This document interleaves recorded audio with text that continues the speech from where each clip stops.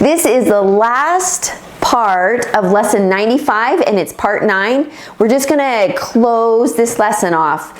The only time we learn intensely is when we practice what we have learned more than one time. So I want you guys to remember, you're just not gonna get this with one time. Right? Are you going to get it with just one time? You're not.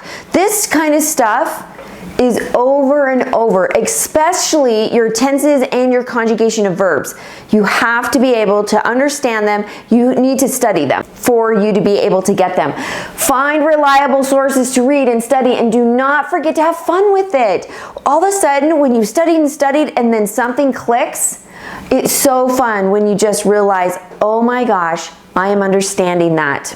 Now, your conjugations can be one of the most difficult topics to understand. So, study them until you understand them over and over again. Now, remember what a conjugation is. What is a conjugation? Do you remember?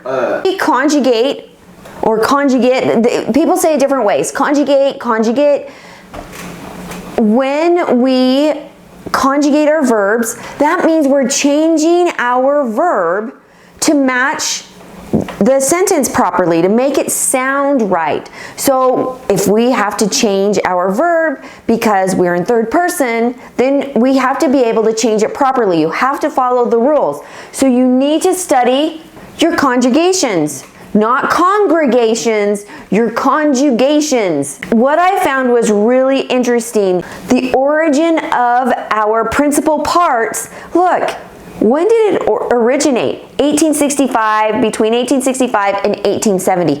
Really, in the English language, that wasn't very long ago. Don't you think that's interesting? So our time, we're changing our language as we speak. And as you're learning different new things, then you're going to teach people new parts of your language. I just thought that was fascinating. It wasn't very long ago that we learned, somebody put together principal parts to help everybody understand the languages better. Now, you need to understand, simply at a bare minimum, you need to learn your regular principal parts, which are, like, for example, catch. Now this right here, this one's irregular, this one's irregular. But if you look at this one is a regular one. So where you have employ, then you have employing, employed, employed. Those are so much easier because you just use your ed instead of having all of these irregular parts. So at the bare minimum, that's what you need to learn, is your regular. Okay? For instance, cook, cooking, cooked, and cooked.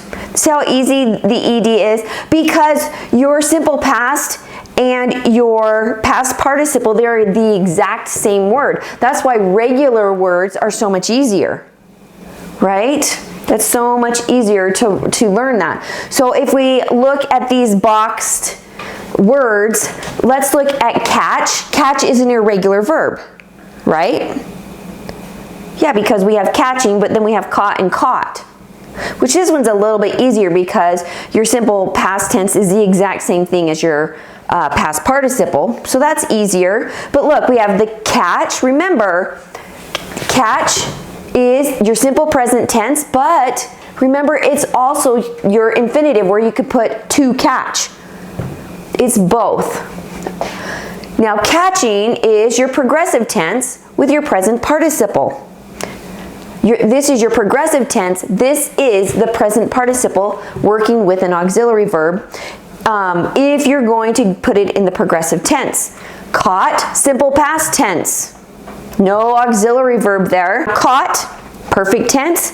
This is the past participle. You use an auxiliary verb if you're using it as a tense. You don't use an auxiliary verb on these if they're what? Working as adjectives, right? These are functioning as adjectives or adverbs. Most of the time they're adjectives. Then you don't use an auxiliary verb, but you do if you're using it as a tense. In the progressive tense or the perfect tense. Employ, employing, employed, employed. These are the exact same words right here. These ones right here are your regular principal parts. So, employ is your simple present tense. Now the infinitive, right here, this is to employ. So this is its very basic form. Employ is the very basic form that you can have for this word. Okay? Employing, so this puts you in the simple present tense or the infinitive, to employ. No auxiliary verb goes on that. Employing, this is your progressive tense. And your present participle. Now if you're using it as your progressive tense, do you need an auxiliary verb? Yes, you do. If you are using this employing as your present participle but as an adjective, do we use an auxiliary verb? No. No, we only use it if you're using it in the progressive tense. You're using it as a verb. That's the only time. But you're not using it when you're using it as an adjective. Employed, simple, past tense, no auxiliary verb, and employed. Look, same word. Perfect tense, past participle. Use it with an auxiliary verb unless you're using your past participle as a what? Adjective. An adjective. So now let's look at the word say. People get this one confused a little bit. Say, saying, said, and said. So for say, you have your simple present tense, and the infinitive would be to say. This is right here, the basic form. Say is the very most basic form you can go. And then you play off of your most basic form. Now, it's trickier when you're using an irregular verb, but when you're using a regular verb, boom, boom, boom, you look to this and you use off your basic form. Saying is in your progressive tense. You use an auxiliary verb. It's your present participle. Now, if you're using it as an adjective, do we use? No. No, we use it present participle. If you're using it as the progressive tense, then you use a helping verb, right? Helping verb is the same thing as an auxiliary verb.